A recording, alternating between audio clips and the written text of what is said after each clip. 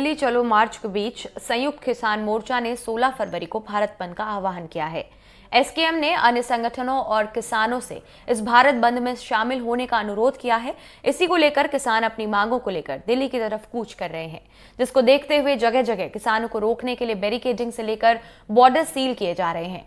हनुमानगढ़ में किसान आंदोलन को लेकर जिले में हरियाणा और पंजाब में 6 सड़कें बंद कर दी गई हैं। सुरक्षा को लेकर 2 एसपी, 4 एसएसपी और 8 डिप्टी एसपी अतिरिक्त तैनात किए गए हैं।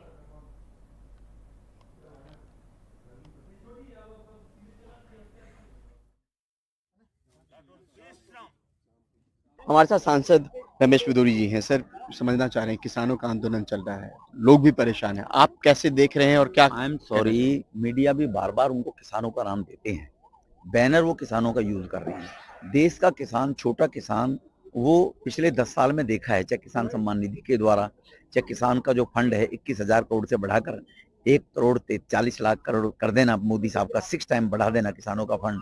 और एमएसपी की जहां तक बात है, गेहूं 1400 से 2200 तक कर देना, धान की, दलहन की 5 टाइम्स कीमतें बढ़ा देना, 1.5 से 2 गुना फसलों की कीमतें बढ़ी हैं। और ड्रोन के माध्यम से जिस प्रकार से, और छोटा यूरिया के लाने के बाद, है ना जी, उनको देख किसानों को सारी फैसिलिटीज दी जा रही हैं। ये राजनीति सेकने के लिए, राजनीति करने के लिए कुछ लोग उस एजेंडे को चलाते हैं, जो कनाडा की फंडिंग, विदेशी फंडिंग से आकर यहाँ पर कुछ लोगों को गुमराह करके लाकर बैठाते हैं और ट्रैक्टरों में भर भर कर आते हैं लोग। तो ये किसान नहीं है, किसान वो 2.5 एकड़ जमीन है, 1.5 एकड़ जमीन है, 3 एकड़ जमीन है, 4 एकड़ जमीन है, वो किसान है। 100 एकड़ वाला किसान नहीं है, 50 एकड़ वाला किसान नहीं है। ये वो लोग हैं, ये आंदोलन जीवी लोग हैं। और फिर दोहराना चाहता हूँ, ये कांग्रेस के षड्यंत्र को पूरा करने के लिए फंडिंग से उनसे लेकर, और कनाडा आतंकवादी गतिविधियां करने वाले लोग, वो इनको फंडिंग करते हैं और उस फंडिंग से अपनी दुकानें चलाने वाले लोग हैं। लेकिन न्यूसेंस करेंगे देश में, अराजकता फैलाएंगे देश में, किसी को चोट लगेगी तो मीडिया उसको किसान करके दिखाएगी, है ना। कभी निहंगों को सामने करते हैं, कभी किसको सामने करते हैं, किसी को कोई मिसहैपनिंग हो गई तो किसान के साथ में इमोशनल कार्ड खेलने का काम कर रहे हैं। कि मोदी जी ने 10 साल में जो देश का नाम किया है, जो देश की ख्याति बढ़ाई है मोदी जी ने, जो हर गरीब को उसकी आवश्यकता की पूर्ति करके इमोशनल भी उसका काम करने का काम किया है, तो अब इनके पास कोई रास्ता नहीं बचा है कांग्रेस की। तो क्या ये वाकई इतने भोले भाले हैं कि घर द्वार छोड़ के, परिवार ये छोड़ के? भोले भाले नहीं है, ये भोले भाले लोग आ ही नहीं रहे हैं, ये घर द्वार छोड़ के आने वाले नहीं है। ये कहीं ना कहीं पेड लोग, मैं बता रहा हूँ, फिर आपको दोहराना चाहता हूँ, पहले भी ये इस प्रकार की वीडियो आई थे, 2,000 रुपए रोज दे रहे हैं, 1,500 रुपए रोज दे रहे हैं। तो ऐसे लोगों को लाने वाले लोग हैं जो बाहर से फंडिंग करोड़ों में लेते हैं और कुछ लोगों को गुमराह करके निकाल के कुछ लोगों को साथ लगाने के लिए लाते हैं। लेकिन समाधान तो निकलना चाहिए किसी तरीके से। समाधान उनका निकल चुका है। समाधान चर्चा से, बातों से निकलता है। न्यूसेंस लोकतंत्र है देश में, लोकतंत्र में सबको अपनी बात कहने का अधिकार है। 2 बार बैठक भी हुई, मंत्री 2 बार नहीं, पिछली बार भी 8 बार हुई थी, और अभी भी 3 बार बैठक हो गई है। कृषि मंत्री जी भी, खाद्य मंत्री जी पीयूष गोयल जी भी उनसे मिल चुके हैं। उनकी जो मांगे हैं उन पर विचार करने की बात, कमेटी बनाने की बात कह दी गई है। लेकिन उसके बाद भी कुछ लोगों को, कहते हैं ना, सोते हुए को जगा सकते हो, जगह को कौन जगाएगा? आंख बंद करके वो पड़ा हुआ बिस्तर के ऊपर, वो तो उसको कौन जगाएगा? वो तो जगा हुआ है। तो इसीलिए ये आंदोलन जीवी लोग हैं, किसानों के नाम से अपनी रोजी रोटी चलाना चाहते हैं। बहुत शुक्रिया आपसे बात करने। नई दिल्ली से Parimal Kumar, NDTV India. Delhi police और पैरामिलिट्री फोर्सेस सिंधु बॉर्डर पर तैनात हैं। आज मोर्चेबंदी को और ज़्यादा सशक्त बना रही है दिल्ली पुलिस, और यही वजह है कि एक से बढ़कर एक जो भी प्रदर्शनकारियों को रोकने की अत्याधुनिक मशीनें हैं, उनकी भी तैनाती हो रही है। ये देखिए, LRAD एक तरीके की ये मशीन है जो कि बहुत उच्च क्षमता की आवाज़ निकालती है, और अगर ये आवाज़ निकालती है और इसके सामने आप बहुत देर तक रहते हैं तो इससे सुनने की जो क्षमता है वो भी इंसान की जा सकती है। इसको कहते हैं LRAD। तो ये बहुत ज़्यादा डिसिमल की जो आवाज़ है उसको ये निकालती है, तो इसी के वजह से इसको तैनात किया गया है। और इसको जो तैनात किया गया है, इसकी आवाज़ जो है वो बिना रुके जाए सामने तक।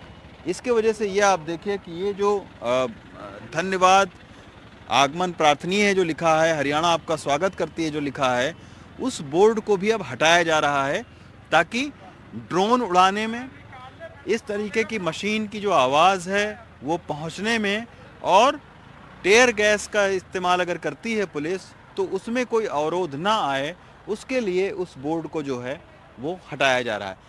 तो इस तरीके की तमाम सारी जो तैयारी है वो दिल्ली पुलिस कर रही है। 2 साल पहले जो किसान हैं वो यहीं सिंघू बॉर्डर पर जो है वो इसी जगह पर वो बैठ गए थे और तकरीबन 13 महीने तक वो बैठे रह गए थे। आप देखिए कि हर तरफ कुछ ना कुछ यहाँ चल रहा है।